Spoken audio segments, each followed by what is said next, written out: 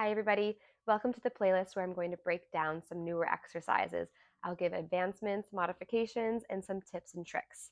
This playlist here is actually an intermediate based exercise series. I made the error of saying advanced in the actual workout video that I created, so I'll make sure to clear up all of that in the video. But just know that these are still intermediate exercises, and we will have advanced coming in the near future. So let's talk about the jackknife. Let's lie down onto our backs and let's work on this exercise here. So our full exercise is arms are long on the side of the mat, palms are down, and the legs come to a 90-degree position here. Find Pilates stance with the feet. We pike the hips up and then over.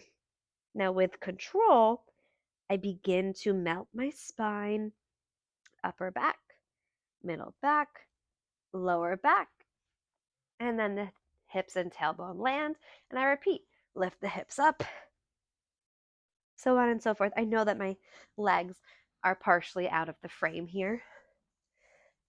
So in Jackknife, let's break it down. There are a lot of things to talk about. As I've mentioned before, any exercise that we go overhead or we are lifting the hips up, we want to make sure to distribute the weight onto the shoulder blades and not onto the neck. We can assist our bodies by doing that with our arms. If we are really pushing those arms down, firing up the triceps, you'll see I definitely feel like I repeat the same thing in all these exercises, what I'm like the information that I'm sharing. And I think that's just because they are all so common. A lot of times in Pilates, we don't do a lot of repetition, and a lot of people wonder why not? Why don't we do 20 of this if it feels good and if we're feeling that? And the answer is one, that's just the system. That's how Joseph Pilates created it. And two, it's because each exercise, they have the same theme. So the same concept repeats over and over and over again. So it just keeps everything interesting. We have multiple exercises and it's fun to, we kind of put it in a different perspective for your brain so you don't get stuck doing the same thing. So then if you switch it up a little bit, it switches your brain and teases you a little bit. Anyways, let's keep talking about the jackknife exercise. So that all being said, over the head, keep the weight on the shoulder blades, not the neck.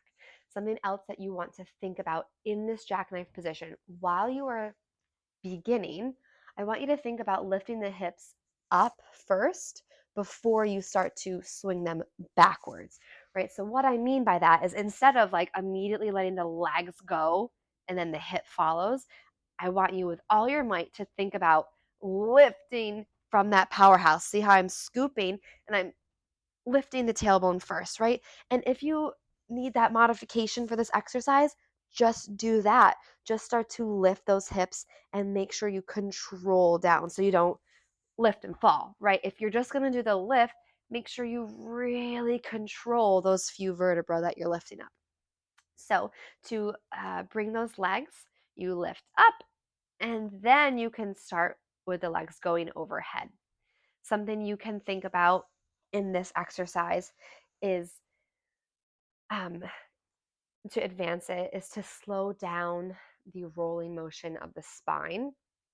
So again, if we just fall down, we're not really controlling it and using that powerhouse. So that's a huge advancement to really think about each little bone rolling down. I mean, it's another thing that I say all the time, but I really mean it.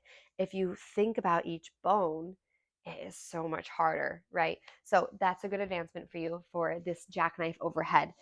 One last thing that I want you to think about is your breath. Don't hold your breath in this exercise. It doesn't really help you to hold your breath. So make sure that as you're rolling down, you're breathing and you're exhaling here. I thought of another thing to share. In your action of lifting those hips up and over, you can think about the feet pushing up into the ceiling. We use a lot of imagery in classical Pilates. Yes, of course, now I'm demonstrating with you, but in studios, it's not very typical that the instructor will get down and show the person the exercise because we want everyone to experience this through feeling, through the sensation in their own body rather than I'm trying to copy this pose that you're doing. So it's something good to apply right now as well in all these videos. Just, yeah, so be sure to use that imagination to your advantage. So when you are piked up, I want you to think about pushing the tops of the feet up to the ceiling like you're trying to stand on the ceiling. And that's going to help bring the hips here into alignment. This is something you can also do for a modification. You can bring the hands behind the back here if you feel very unstable with the arms down. It'll help you find some control, and you can slowly kind of just guide your hands all the way down the legs while you're working on finding the control of that exercise. Thank you all for watching, and I'll see you in the next video.